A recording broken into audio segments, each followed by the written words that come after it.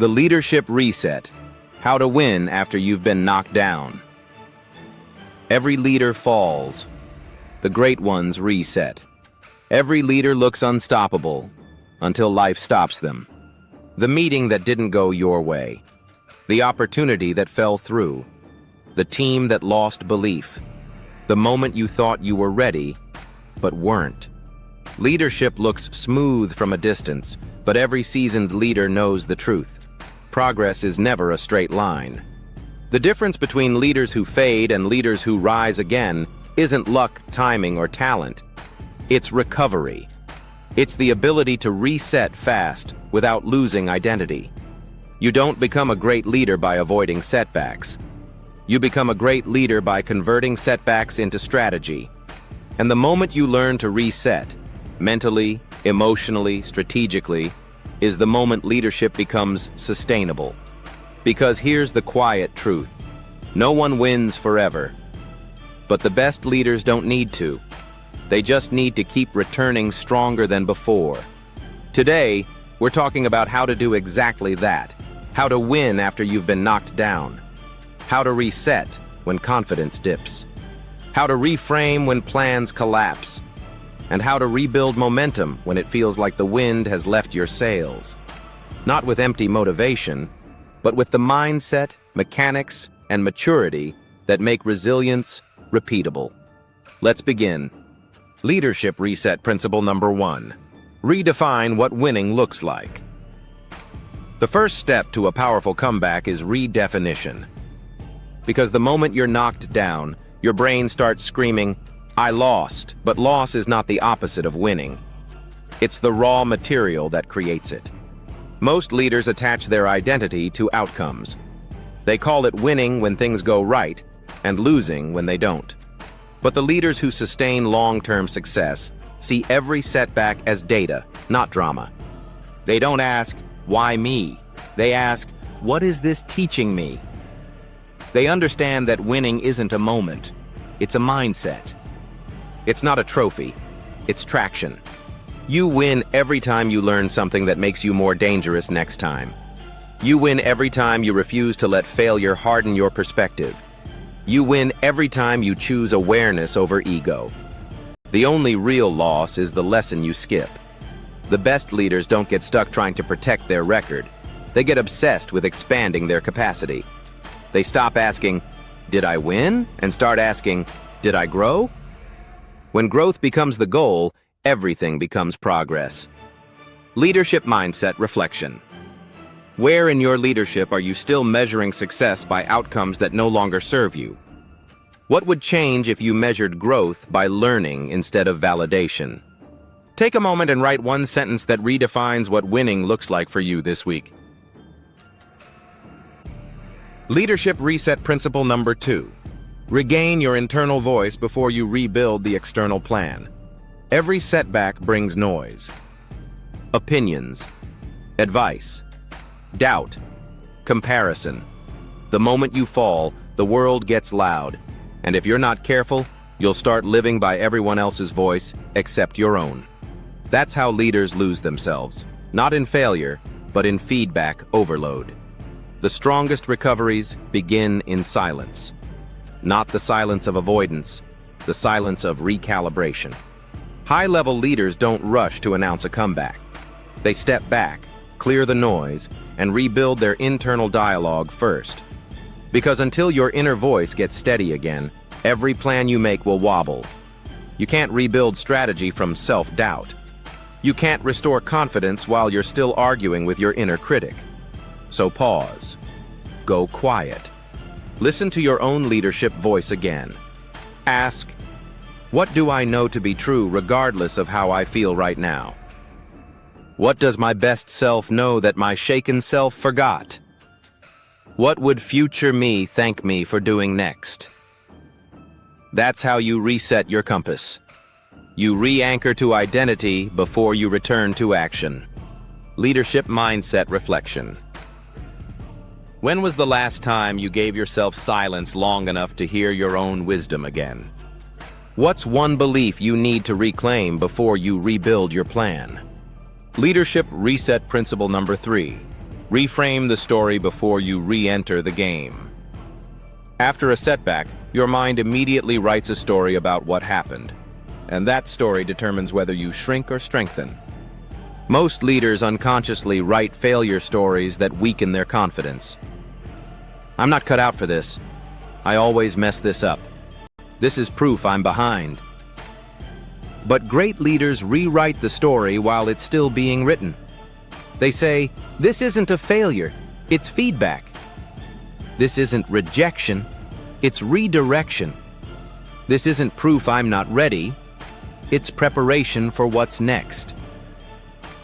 Reframing doesn't erase reality. It rewires meaning, and meaning is everything.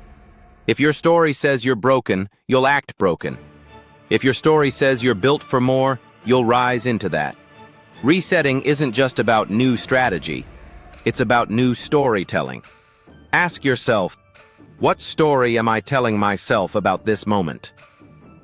Does that story make me smaller or stronger? You can't control what happened, but you can always control what it means. Leadership mindset reflection. What's one story from your last setback that needs rewriting? Rewrite it right now, in one sentence, from a perspective of growth, not guilt. Leadership reset. Principle number 4, rebuild your confidence. Through action, not affirmation. When leaders get knocked down, they often try to think their way back to confidence. They repeat mantras. They look for reassurance. They wait for belief to return before they move. But confidence doesn't come from thought, it comes from movement. You don't think your way back into belief. You act your way back into it. Because every action, no matter how small, sends a message to your nervous system. I'm still in the game. Confidence grows from evidence, and evidence comes from action. So after a fall, don't rebuild by trying to feel better. Rebuild by doing something better. Rebuild by moving forward in any small way that proves to yourself, I'm not done. Even a single disciplined act, making the call, revising the plan, showing up again, begins the rewiring process from doubt to drive. Because movement generates momentum, and momentum restores power. Leadership mindset reflection. What's one action you've been delaying because you were waiting to feel confident again? Do it this week, not to prove anything to others, but to remind yourself that motion is medicine. Leadership reset principle number 5. Reconnect to your mission, not your mistake. When setbacks happen, it's easy to make the failure your focus. You replay it, overanalyze it, talk about it endlessly, and slowly, the mistake becomes your mental home.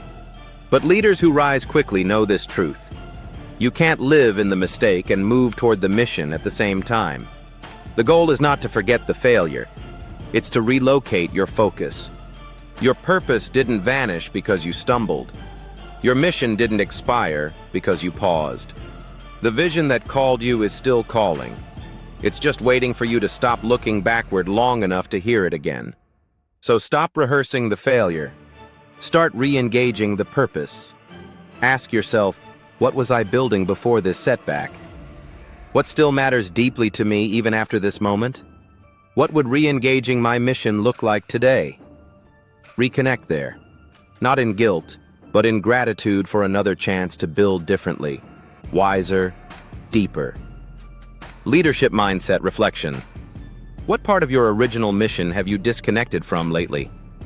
Write down one sentence that reclaims your why. Read it out loud every morning this week before you step into your day.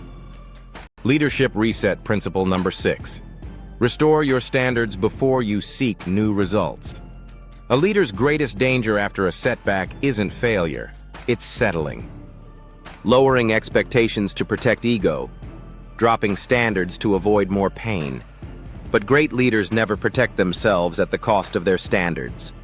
They don't say, let's just survive. They say, let's rise differently. They understand that the fastest way to rebuild credibility with yourself and others is to reestablish standards quickly. That's how you reset integrity. That's how you restore trust. That's how you recover identity. Because results follow standards. Always. Ask yourself, what standard slipped while I was struggling? What would it look like to reestablish that right now? Visibly, consistently, unapologetically. The standard you return to is the strength you recover. Leadership mindset reflection. What standard in your leadership slipped during your last setback? How will you show, not just say, that you've restored it this week? Leadership mindset challenge. This week, don't chase a comeback. Create a reset. Here's your challenge. 1. Redefine what winning means for you now. 2. Reframe one setback story into a strength statement. Take one small, visible action to rebuild confidence. Reconnect to your purpose and reestablish one standard that slipped. At the end of the week, ask yourself, what did this reset reveal about the leader I'm becoming? Because leadership isn't about never falling. It's about rising in a way that changes how you fall next time. If this episode helped you reset your focus and rediscover your fire, follow and subscribe to Leadership Mindset Daily, then share it with another leader who's rebuilding. This is Leadership Mindset Daily. Mindset matters. Leadership matters. You matter. Follow Leadership Mindset Daily on YouTube, Instagram, Facebook, TikTok, Threads, and X for your daily dose of proven leadership development tips, tricks, and techniques. See you tomorrow.